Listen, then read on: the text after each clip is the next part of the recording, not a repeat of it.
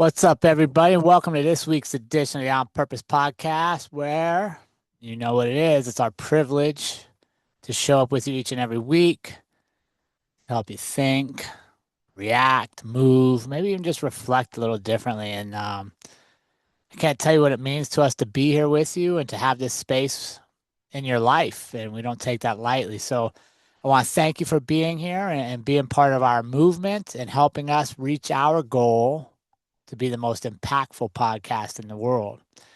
So this week, I'm excited to bring you a guest who's a man on a mission to help high-performing men win where it matters most, which is at home.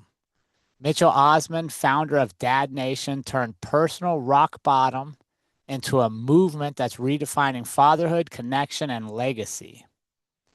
If you've ever felt powerful in your career but disconnected in your relationships, this conversation is for you.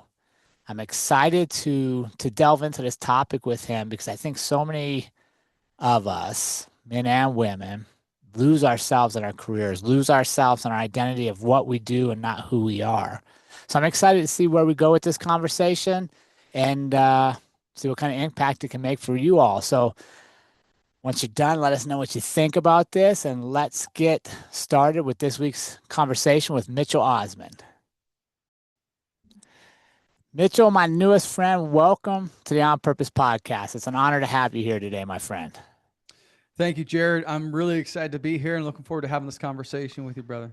Dude, I want to thank you for what you're doing. And I know we'll get into it for our audience specifically, but just having the courage to share where you've been, where you're going, and to believe that anything's possible takes a lot of courage. Right? It takes a lot of, man, if I put this out there, is anybody going to resonate with this? Is anybody going to find it useful? So I want to thank you for taking the leap and believing in you and your story so that we all can learn and grow with you. Yeah, you're welcome, man. It's anyone who's been on a journey like this knows it's terrifying, it's exciting. You doubt yourself, you celebrate, you I mean it's full of all kinds of highs and lows. But all in all, man, I'm glad I went on the journey, and I'm just humbled and I'm grateful that I can use the trash and the treasure from my life Mhm. to help other men succeed. So And I love that. I love that analogy, trash and treasure. And I just had an episode not too long ago where we talked about mud on our boots, right? And mm, like how we always leave our boots outside the house so the mud doesn't ever get in. But sometimes you got to look at the mud in your life and what is it trying to teach you? And I like your analogy too, right? The trash and the treasure, because we're all on a journey. yep. If you reach a destination in life, like I don't know what that would look like, that maybe the end of life. Well, there is no end, right? That's why I love, I believe Simon Sinek's book, The Infinite Game, and it's like Mm, the only point of this game is to keep playing. You don't get out, right? And yeah. so that's not the point. And so this is, which we can get into a little later, but the trap that we fall into as men, right, is thinking that one day we're gonna Mm. just relax and it'll all make sense and we'll be at peace. Yeah, no, that is so. And honestly, I'll tell you in my own personal journey, that's something I've worked hard on is realizing that like every step of the process is its own unique opportunity, right? And it's not about where I end up, but where I'm at right now. Mm-hmm. Mm-hmm. But Yeah, if we, and I believe that that's we get caught up in that trap, right? Of striving and striving and striving, and then all of a sudden we get to the future and we're exhausted and we don't know what happened because in each moment in the present we were so preoccupied, and then we get to a situation in our life where we give everything to get back to relive it and it's over, right? But and when we ah, were in it, we were so busy focused in the future. So yeah, it's yeah, it's a tough one, man.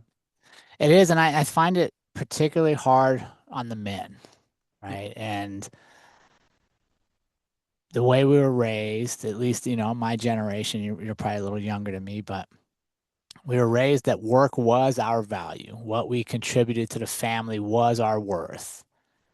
And yeah, so many men lose themselves in that identity that they get to that destination, which could be retirement or whatever. They don't even recognize the life they've had. Mm-hmm. Yep. There's a there's a cool poem out there. I'll have to send it to you. Matthew Arnold wrote a poem in like 1857 called The Buried Life. And literally that's what he's talking about on his deathbed is where did my life go? Where did my life come and where did it go? Because he made it, but he didn't even recognize his life looking back. It wasn't what he wanted to do. It wasn't his fulfilling life. He was buried in just the demands of the day. And that's in the 1800s. And we've only added more demands to our day now, right? Yeah. Yeah, I mean, that's so for example, one of the things that I do with my clients, one of the first exercises we do is a eulogy writing exercise Mm. where the men, take stock of their life. And it sounds morbid, but this is part of my story as well, which I can share a little later. But we begin with the end in mind. Stephen Covey's book, The 7 Habits of Highly Effective People, chapter 2 is called Begin with the End in Mind. Napoleon Hill, one of the greatest thought leaders of our time, would always talk about beginning with the end in mind. And so that's what we do is we ask ourselves that sobering question is if I were to die today and my wife was standing over my casket and giving a eulogy, what are the words she would write? And you're going to write those. What would she say today? Now, that is what she would say about the man that you are today. What would happen if you were 100% the man you felt called to be? That you showed up powerfully, not just at work, but at home. You were every bit the man that you knew you could be. And then she read that eulogy of that man. What would she say there? And that beginning with both ends in mind, and then because that gap, who we are and who we really feel called to be, within that gap lies our tension, our anxiety, our frustration. That's the stuff that keeps us up at night, man. But it's so intangible. So we get to the end, we visualize that, we paint a very clear picture on what do we want to be known for, right? Because that's a big question. What do you want to be known for? And a lot of people don't know the answer to that. And then we answer that question. And then we start working backwards, man. Yeah, I want to talk about that. I want to talk about identifying that that piece of us that's maybe getting missed. But before I do that, Mitch, I know you're a workout guy. I'm a workout guy. I like to get a good warm up in before we get to the heavy lifting stuff. So I got a few questions for you to just get you warmed up and get you ready Yeah, to man. go. You ready Hit for me with it. that? Mm-hmm. All right, here we go. What's the best one word description of you? Ambitious. Oh, I like that. Would that always have been the word you think? Nope. No. That's good. Ambitious. So that's an evolution for you. What was that? That's an evolution for you to get to that Oh, word. yep. 100%, man. All right. What about this one? Favorite quote or a quote that just sticks with you, Mitchell? Mm. Oh, time is the only currency we spend without knowing the remaining balance. We have no idea how much time we have left, Jared. I could have 60 minutes or 60 years. And so if I can live with that kind of awareness, man, it changes how I live in each moment. Yeah, no, perfect. That's a really good one. What would be your theme song if your life had a theme song? So you get an entrance song right here. What would your song be? Jeez. Dude, I have no idea, man. Uh, I don't know. I don't have an answer for that. I got to think about it. Dude, I don't know. I'm getting a vibe from you. It might be like a classical, like up tempo, maybe a Braveheartish type song. Like, Ooh, you know what I yeah. mean? Just bringing that warrior forward for you. Like an anthemic sort of battle cry. Yeah, no words though, because we're reflecting only on our own Yeah. words, but we got something to get us going. I'm gonna say the Braveheart theme music. I don't know what it's called, but that I'll choose that. Yeah, no, that's a good one. All right, what's a favorite book or a book you find yourself going back to in your life? Hmm. Probably. Let me. If you're watching, or if you're listening on audio, then I'm looking at my bookshelf here. Um, but probably there's a book called 10x. 10x is easier than 2x by Benjamin Hardy and Dan Sullivan. And I'm a big optimization kind of guy, and the whole book is about how to 10x your productivity, and not looking for just doing more like 2xing everything, but how to actually change the entire game and to ask bigger questions, to actually not 2x, but 10x. It's been transformational in how I run my business, how I run my life. So it's a good one. Awesome. Yeah, I have to look into that one. All right, Mitchell, one more. You get dinner with one person. They could have passed on or still be with us. Who would you have dinner with and what would you want to ask them? Elvis Presley, man, probably. I didn't see that one coming. What would you ask the king? Well, I just think he's fascinating, man. And I'm a musician, and I've been a musician for years, performing, and all that. And I just think I would love to know. I mean, he had such a life of, growing up in this religious background, and then in the church, and then kind of the fame, and then the sort of the downfall and the challenges. I just think his life was wild, and I'd love to know, how did you like? What was your inside life like? How did you handle all that? You know what I mean? Like, Mm. and also, how did you die? Did you actually die? You'd solve that mystery too, man. Yeah, man. Oh, that's awesome. All right, Mitchell, you feeling warmed up, my friend? We got a Yeah, I'm little good. Braveheart theme in our heads. All right, I want to start with something and doing some preparation and research here. I saw a quote that you had shared that kind of kickstarted a lot of this for you, and that is, "Are you living a life worth imitating?" That I think you said you heard at a funeral. Mm-hmm. So, if you don't mind, share with us like where you were at in your life and what hearing that quote meant to you. Yeah, man, so good. That was a pivotal point.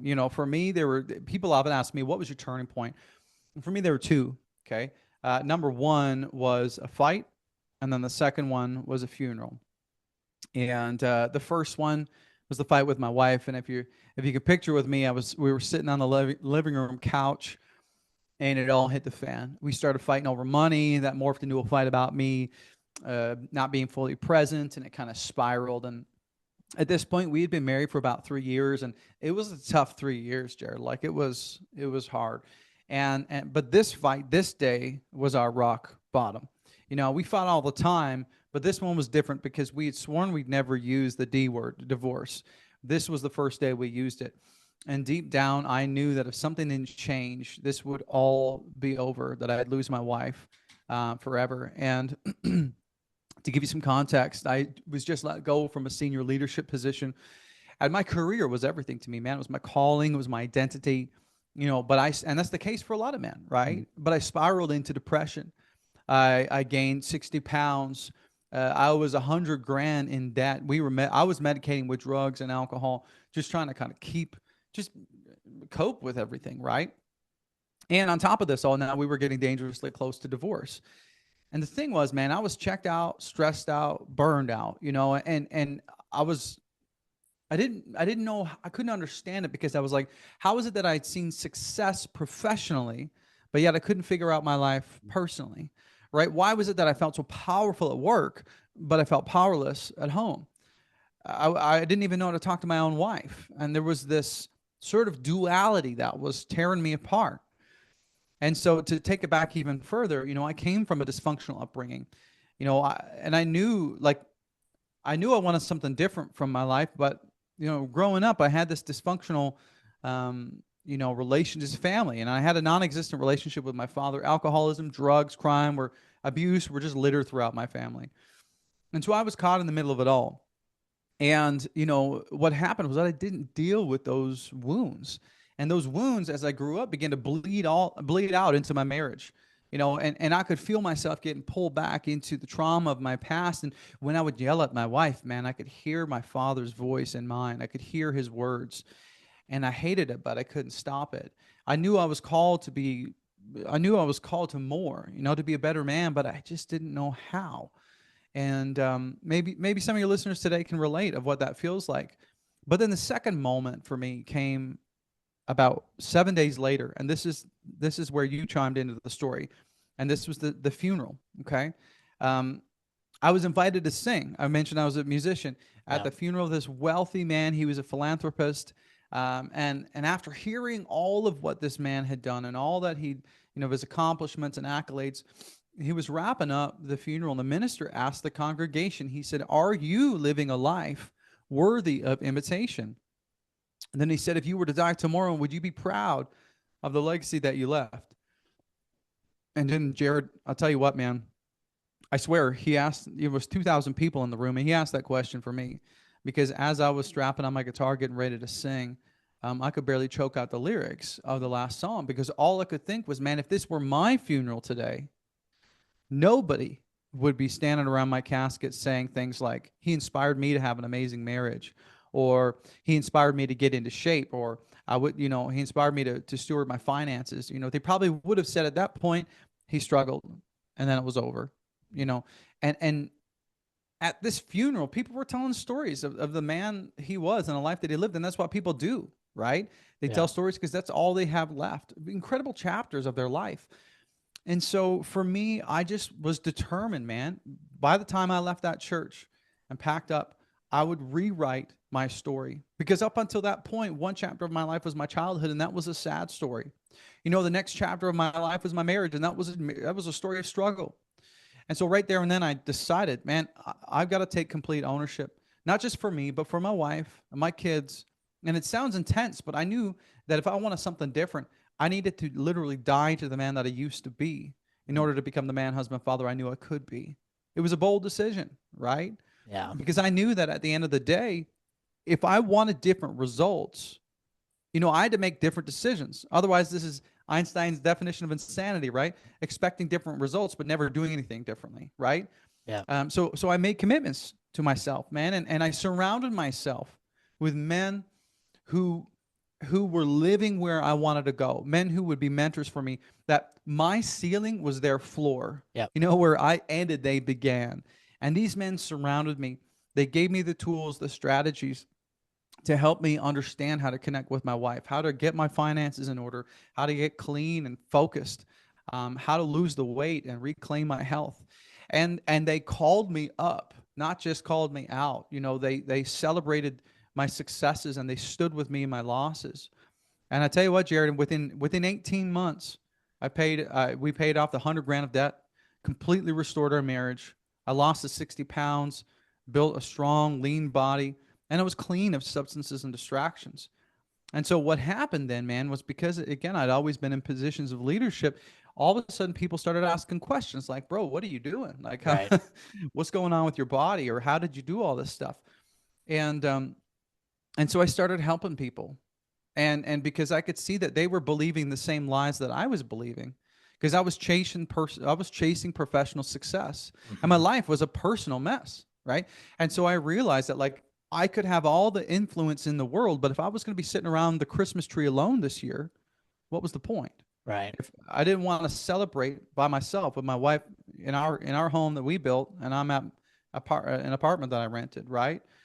And so I started helping people in my life, just for free, just buddies of mine, helping them get closer to their wife or get out of debt or lose weight. And then one of my mentors challenged me and he said, you need to start a podcast, man. Share your mission and share your principles with the world. And so that's when I launched the Dad Nation podcast. And then within about 8 months, it became a globally rated top 10% podcast.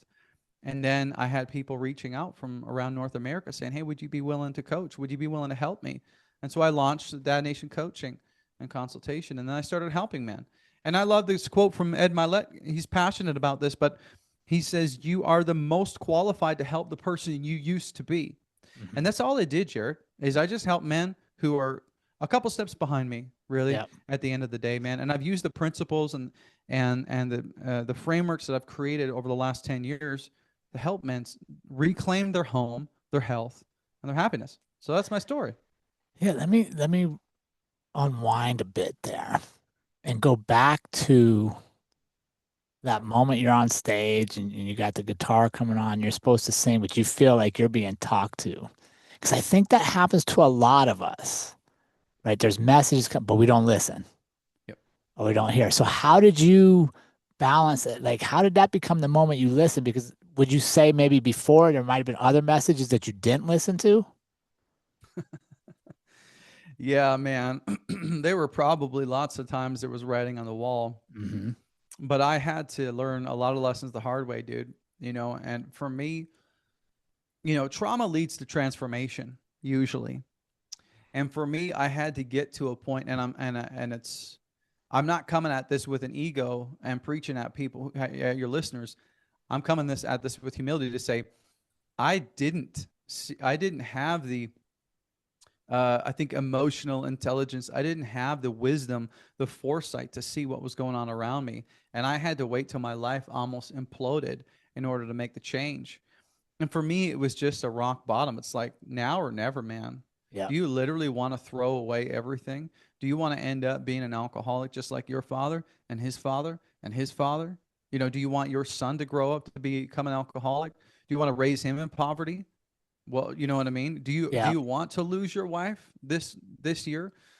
You know, and there was this moment of clarity, you know, and for me, yeah, I'd like to say that I had the wisdom to change my ways earlier, but no, man, it just my life was completely on fire and there was no other option. Lose everything or do something different and take ownership, right? Because Yeah. that was the thing. One of my mentors had asked me, because I even when I started talking to them, I still had ego. You know, I'd be like, well, you know, we're not getting along, but we'll figure it out. Or, you know, yeah, we're in debt, but you know, we'll figure it out. And he's like, how's that working for you? You Hmm. figuring it out, you know, Yeah. doing it on your own. How's that going? And he gently just reminded me that he was trying to say, hey, it's not. Yeah. Be honest with yourself. And for me, when I was faced when I laid my pride aside and my ego down and I was truly honest, well, it wasn't working for me, clearly, but I had to see that for myself. And I Mhm. love what you said there. And I think sometimes that's where we get caught up, especially in today's society, is that you didn't have the wisdom, but you took ownership, which created action, right? Mhm. Sometimes I think with so much information in our hands and we can find facts on anything, we know we need to make changes. We know we want different, but we're paralyzed by analyzing data. Or if I get this next, whatever, this next certification, qualification, whatever, that thing's going to be different. And a lot of times it's not. It just takes you taking action. Yeah. Well, here's the thing: we don't need more information. We need implementation. Hmm. That's what we need. Tony Robbins says, you know, he said a little while ago, we are a generation that's drowning in information but starving for wisdom. Mm. And man, whew, I was like, dang, that's so true. We are inundated, obliterated with information. I think I read a statistic the other day.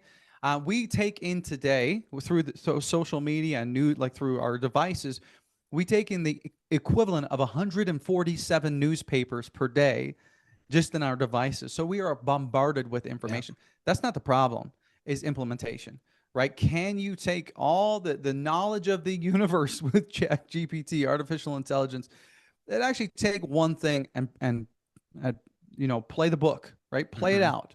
Just do it. But that's the problem, right? We're like, oh well, we just need to learn this new strategy. We just need to learn this new tactic. We just need to buy this new course. We just need to listen to this new podcast. Shiny object, shiny object, shiny Mm. object, right? Yeah. So that's been my experience. So I tell guys all the time, I'm like, I don't care. I don't care if it's me, if you hire me or you get a part of my communities or whatever, or anyone else. Just connect with someone that you trust that has been successful and follow them and listen to one voice and implement that playbook and run it and run it and run it until you see the results you want. Because that's the thing, man. It's paralysis by analysis, Yeah. right? So it's huge. Yeah. And we have this idea that every decision we make is such a grand decision, right? It's such a monumental. I got like most of your decisions aren't, dude. Like really, most of them are small decisions that create momentum that build you to bigger places.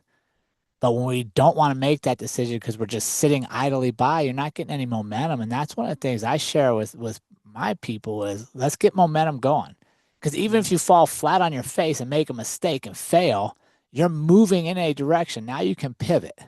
Mm-hmm. Now you have energy. Mm-hmm. But if you're just sitting on the sidelines, nothing's going to be different. Yeah. Well, it's, you know, there's a model for this called the confidence competence loop. Have you ever heard of it before? Yep, for sure. Yeah. Well, and that's, you know, really what we need to do is we need to start that loop because, and if your listeners haven't heard of it, it's essentially that this is the problem, right? Is we lose self-confidence because we break promises to ourselves. And what happens is we all think that, you know, let's say for example, fitness. I tell myself I'm going to get up at 5:30 and I'm going to be at the gym for 6. And then, 5:30 comes along, we turn off the alarm and we think, wow, nobody, it's not like I even told anybody I'm doing this. It Yeah. doesn't really matter. But you know what? It doesn't matter if anyone else knows. Your mind knows, and your mind begins to say things, like your inner story starts to say things like, why should anyone else trust you if you can't trust yourself? If you can't follow through on your own promises, no one else should be able to trust you. And you lose rapport with yourself, and that's why we say we lose self-confidence. And so the best way to get momentum is to make some small promises and to start keeping them, because then what happens is, James Clear says you're casting votes to the person you want to become, right?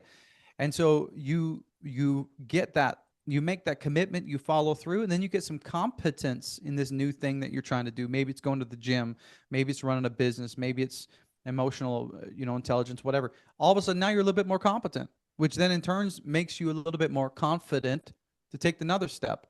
And then after you take the step again, you have greater competence. And so the cycle begins. And so what I tell people all the time is stop making such big goals, right? Because what happens is you make some ridiculous goal because of some jacked guy you see on Instagram or some multi-millionaire, and you're like, well, I'm going to do this crazy thing. And this person has years of discipline that they've forged. You can't do that. Do something that's sustainable for you. Right. No joke, man. Some of my clients, if it's in fitness, I'm like, all I want you to do is stop drinking soda. That's it. Or we're going to go to the gym and we're going to do one exercise and then we're going to leave. That's it. We may not even go into the gym. And then the next week, we're going to do 2 exercises and then we're going to come home. They're like, what? That's ridiculous. I'm like, well, no, you have to start taking small changes, making small promises to yourself that you can keep. Because if what happens is if you make some big promise and you don't follow through, then that's like 1 step forward, 2 steps back. Yeah. Because then you're actually then reaffirming that narrative that's already going on in your head that you're not trustworthy. Yep. So if you're, and I say this and get into trouble all the time, doesn't make for motivational content, but I say, if you're not meeting your goals, lower them. Right? Yeah. Lower them until you can meet them and get that movement, get that motion started. Yeah, 100%. And it's funny because we ran a gym in northern Colorado for years, and we get people to come in and they do their first free class or whatever, and at the end they'd be like, "Oh, that was the hardest part I got in here, right?" And I'd be like, "No, the next class you show up for is the hardest part because the first one you didn't even know what you're getting into. Now you know what you're getting into. So now you're gonna go home and be sore, tired, fatigued, whatever. Now, if you can show up the second time, that's the hardest class. Then after that, they're all going to get easier because now we've created a pattern of showing up for ourselves. 100%. Right. And I used to always just laugh. I was like, no, the first was fairly easy because you're excited. You saw the ad, you got the promo code, you showed up. The second one, you're like, oh shit, this is actually hard work. That's the tough one. Yeah. When you're not running on dopamine, and you're just like, oh, here we go again. Right. But that's the grind in your life, right? Like if I only show up on the big days, well, how many in your life are there really compared to how many days are the small decisions impacting where everything goes? Yeah. And to find enjoyment in that, right? To find enjoyment in the actual work and the process of becoming who we want to be. Well, yeah, and that's the thing. I think this is a great fallacy that we fall in, that we believe, especially as men. David Data calls it the great masculine error. He says, that one day, that we all sort of believe that we fall for this false narrative that one day it's going to be easy. One day we're going to fully understand our partners. One day, it's going to be easy to go to the gym, or one day we're going to be millionaires and we're going to have all this passive income and we won't have to work for it. And it's like we live in this perpetual state of reaching for easy. And the reality is life isn't easy. It's hard. And perhaps that's the point, because whether whether having a lot of friends is hard, right? Having no friends is hard. Being overweight is hard. Being in great shape is hard. Working for someone else is hard. Being an entrepreneur is hard, right?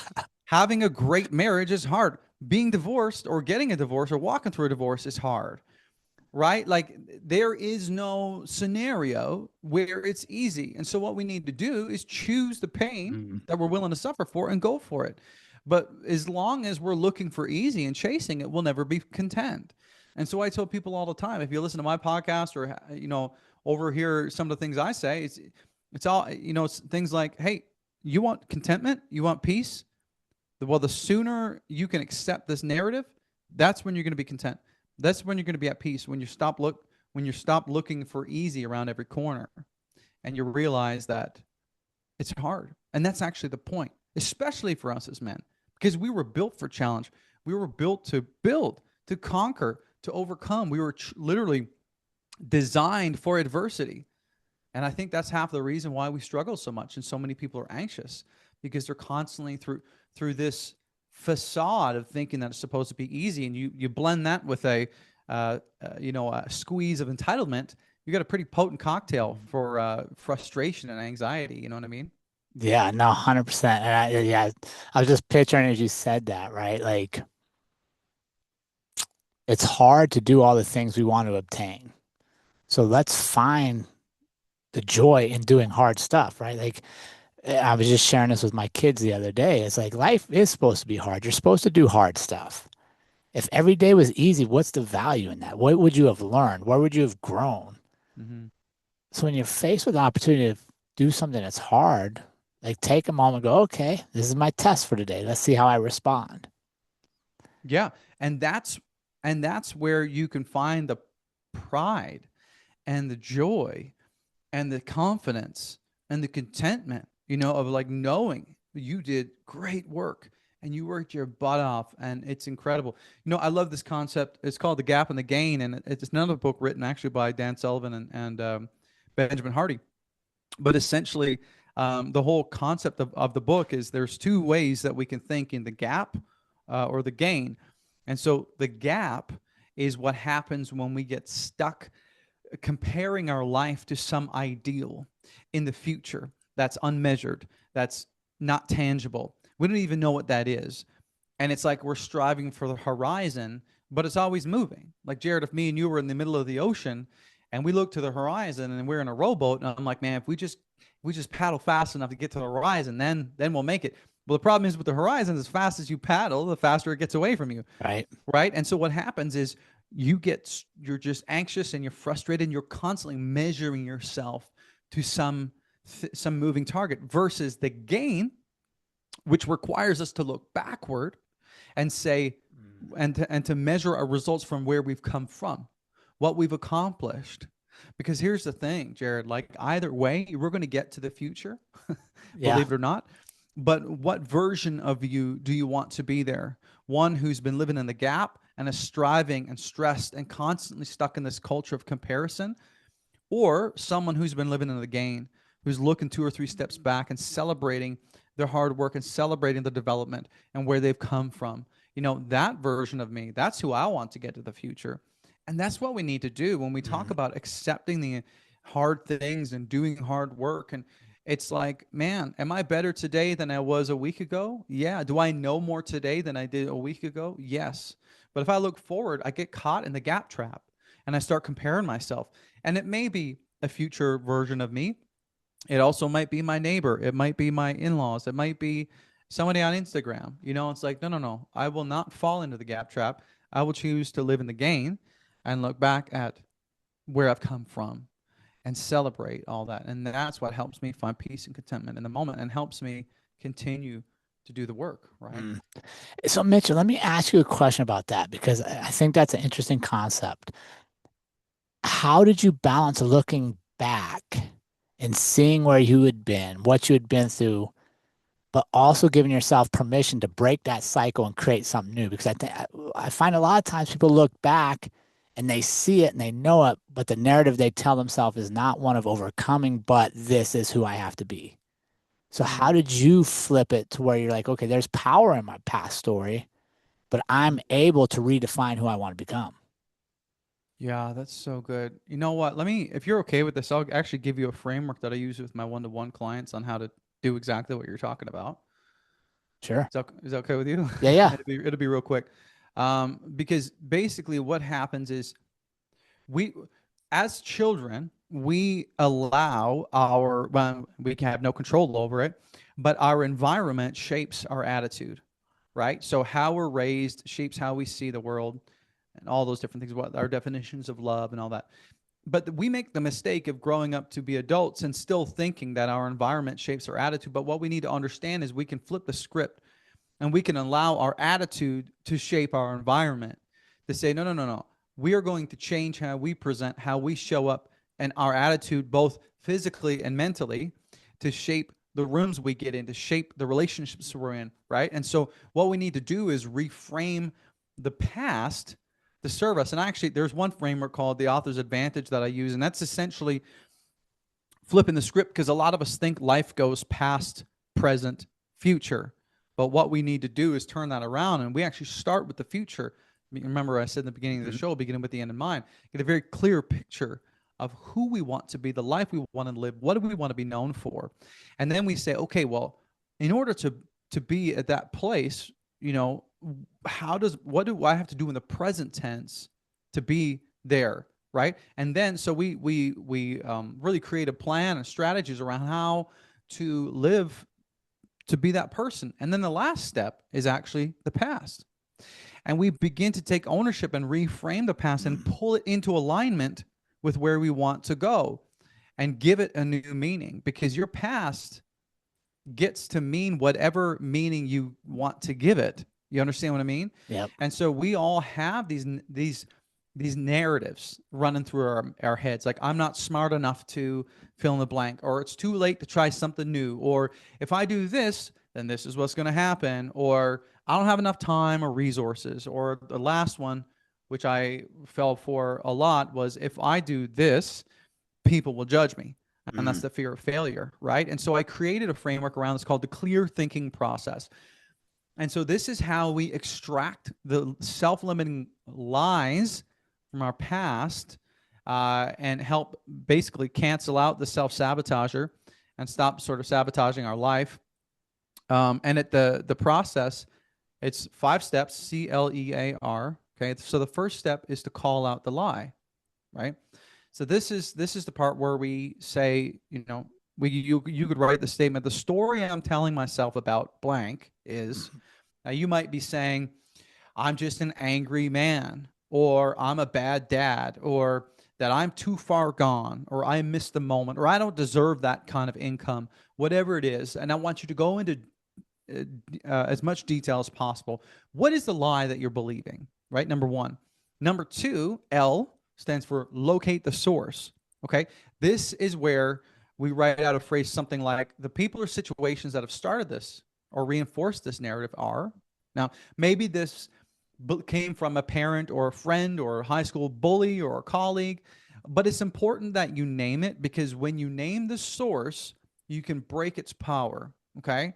So you call out the lie, locate the source. Now, the third step is to evaluate the cost.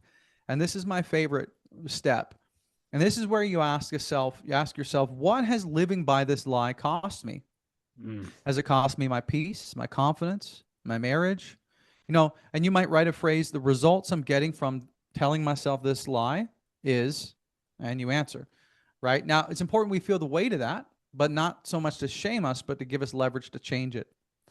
And the fourth step is affirm the truth. And this is actually where we begin to flip that script. Okay, so now we're going to write a statement that's true about who we are, because we've called out the lie, right? And so we're going to ask ourselves, what else could be as true, if not more true, than that story that I was telling myself, right? Now, so for example, for me, I was always told, you're not the smart one in the family. That's your older sister. I was told you're going to be an alcoholic like your dad, right? And so my affirming the truth statement was, I am an intellectual. I'm clear-minded, I'm focused, and I have much to offer this world and those I love. Notice that it was present tense, and there was certainty-based language. I didn't say, I hope to be an intellectual. Yeah. I want to be focused one day. I sure hope I'm clean, you know?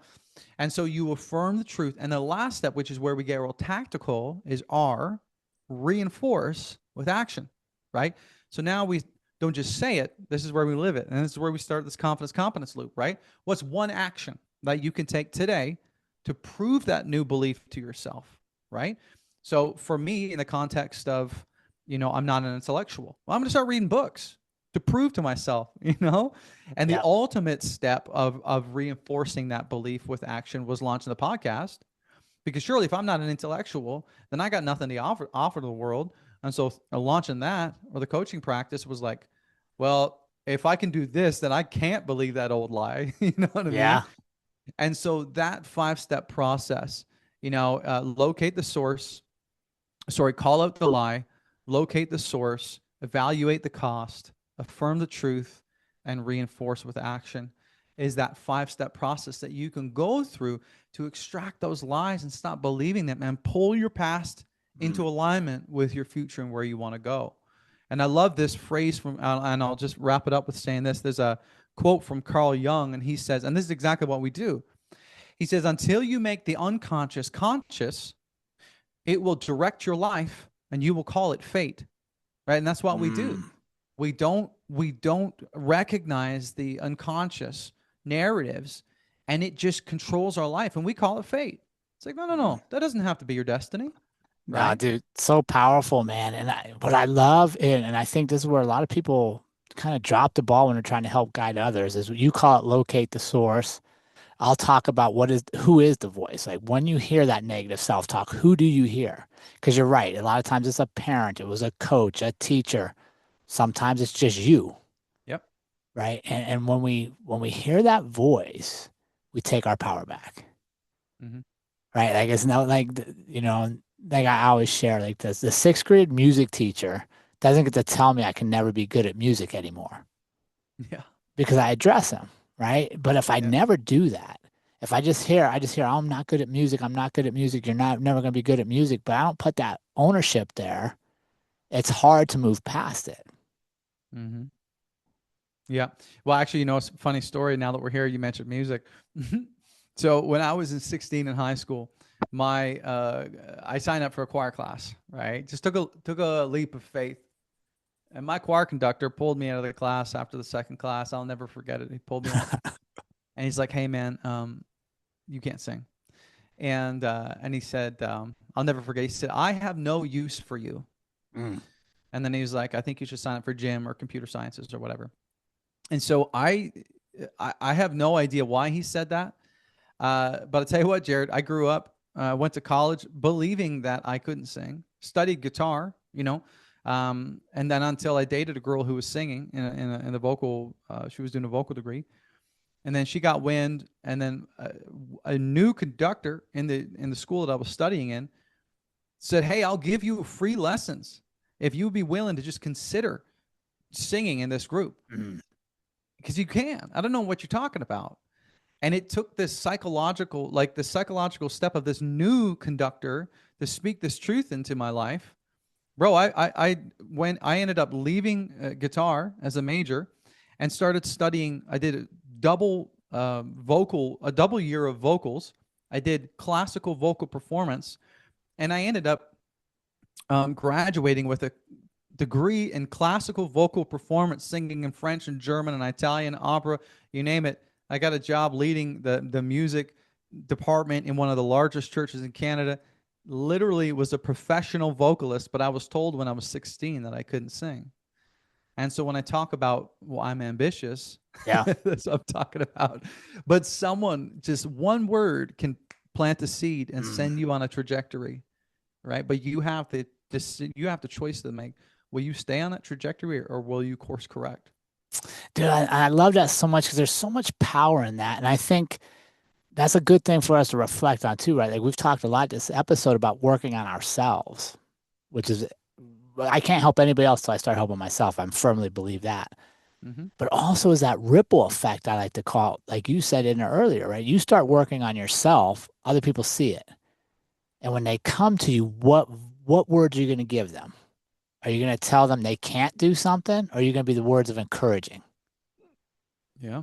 Right? Because I like to challenge myself with this, right? Like your life story is being written today, Mitchell. My life story is being written today. So now for this day, we're each characters in each other's stories. How are we going to show up in that movie, right? How do we show up in that book? Mm-hmm. Yeah, it's powerful. And if somebody trusts you enough to come to you, what words do you want to leave them with? Mm-hmm. Right? Because imagine that second teacher would have also told you you had no talent. Yeah. And so I encourage our community, our listeners out there, when you have that conversation today, be the second teacher that encouraged Mitchell to believe in himself, Mm-hmm.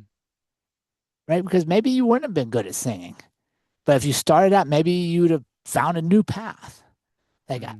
nobody gets to determine what we're good at, and what we're not good at, unless we choose to believe words. We choose to believe things without even giving it a shot. Mm-hmm. Yeah. Well, I think That, words are incredibly powerful. Like I'm a person of faith, and so in the Bible, in the book of Proverbs, it says the power of life and death are in the tongue, mm, meaning like you have the ability to speak life or death every single time you speak, whether it's you're speaking to yourself or you're speaking to others. And I mean, these words were written over 2,000 years ago, and so this is not a new thing. I mean, yeah, how you use your words can change the trajectory of your life or the life of others. And so, you carry a lot of power in your tongue. And so that's why mom always said, watch your mouth, right? right. Huge. Yeah, no, absolutely. And in today's world where we get to voice a lot of things, maybe social media, whatever, we also I would challenge our community to make sure we're aware of those words, right? What are we Mm-hmm. posting out there? What are we sharing? Do those things inspire people to believe? Do they help people move forward in life? Or are we quite honestly just part of the problem of creating hate and discontent and comparison, which doesn't serve any of us? Mm-hmm. So Mitchell, let me 100%. let me ask you this, Mitchell. What's your go-to strategy when a dad says to you, I don't have time? Mm. Yeah, I say you're not making time, right?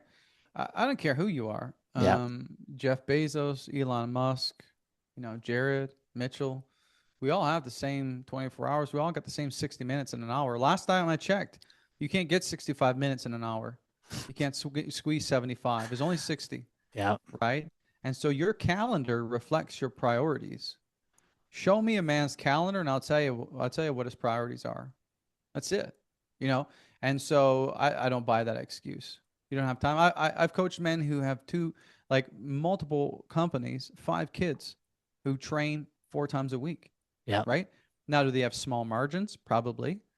But then I've also talked to guys who have a half-time job, no kids, not married, and don't have time to work out. Excuse me? Yep. No. So it's not about if you have enough time, it's have you made the time. I get up at 5 o'clock every morning. My son gets up at 7. Now, I'm not saying that, oh, look at me.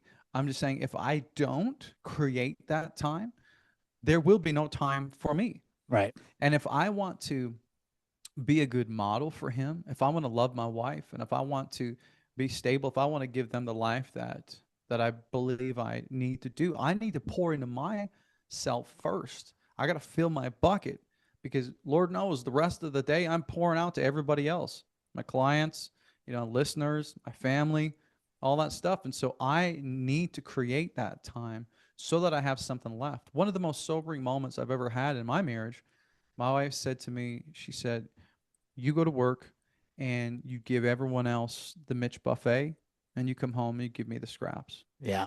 the crumbs on the table. And I was like, I actually got that all backwards. And so I made up my mind that I would never expect myself to pour from an empty bucket. And so you make the time for what matters most. And that's why we need to get into alignment with what does matter the most. Because in my experience, almost every single one of my clients, when I ask them the questions, what do you want? They don't know. Like these are high performing men, Hmm. but they've spent their whole life building the business, building the empire, building the reputation or their accolades. And so when we get down to it, they usually say, well, I want my kids to love me. Mm. I want to have a healthy marriage. I want to have, all those. I want to be healthy. Okay, that's great. But why is it that your words say that, but your actions are saying everything else? Because you're working 16 hours a day, because you're drinking, like every second night, you're pounding, 8, 9, 10 Yeah. beers, or whatever, right? Yeah. Um, your actions are actually sabotaging what you truly want. And so when we connect, and this is why I talk about this idea of why power versus your willpower. And when you can connect with your why and what's most important to you, that's going to be way stronger than your will.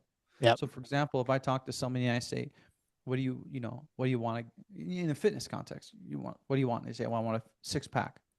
Okay, well, that's great. But is that like your long-term goal? And when we really get down to it, they say, I want to be a healthy dad. I want to walk my daughter down the aisle one day. I want to be able to throw my grandkids around. Yep. Okay, well, that's deep. And Yep. let's anchor to that, right? So, anyways, just a little point to add on to what you're saying there. Yeah, no, it's fantastic.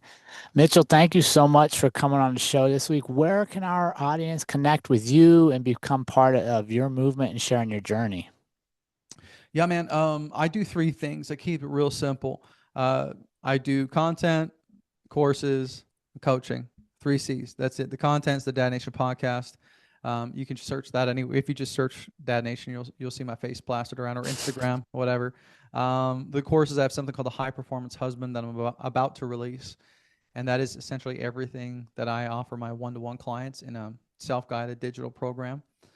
And then obviously the coaching. So whether you want to be in a community of men that I call the Dad Nation Coalition, or you want to do one-to-one for the right guy, I got a bit of a back pocket offer, but would love to connect with you. If there's a fire in your belly now while you're listening to this, reach out, and whether it's just connecting over Instagram or through the podcast, great. But if you're the kind of guy who want to take action and, make a change today, reclaim the home, the health, the happiness, like we talked about, then happy to jump on a call and see what that looks like. Awesome. Mitchell, thank you so much for joining us today. Thank you for the courage to hear that message, make the changes, and create the life you deserved, your family deserved, and for sharing that story so others can do the same. Yeah, you're welcome. Actually, Jared, you know what? I got a free gift that I'd love to give your listeners today, if you're okay with that. For sure. Yeah, it's just called the connection code. And so a lot of my work is with men who are feeling disconnected in their relationships. And we know that 80% of the time divorces are initiated in the United States today. It's because the wife feels emotionally disconnected from their husband. And so we know that men, we really struggle with this. And so this simply is just a list of 50 questions that are strategically designed to spark the fun and bring the fire back, and allow you to connect with your partner. When she says, I feel like I'm married to a robot, or we don't talk like we used to, those kinds of things. Can help you. If you go to dadnationco.com/code, or I could just give you the link and you hit in the show notes below. Totally free. And my clients have been using it, and it's just been absolutely incredible for them and their relationships. So Awesome. Mitchell, thank you so much, my friend, and have a great rest of your day. thank you, brother. It was a pleasure to be on the Well, show with what'd you. you think of that conversation with Mitchell? What'd you take away from that? To me, one of the things was just that reminder that being a high performing man or person doesn't mean sacrificing your connection, presence, or purpose at home. And really, there's always been this quote I've kind of lived by, and I forget who even told it to me, but basically, at the end of your days, your kids will never say they wish their parents worked more.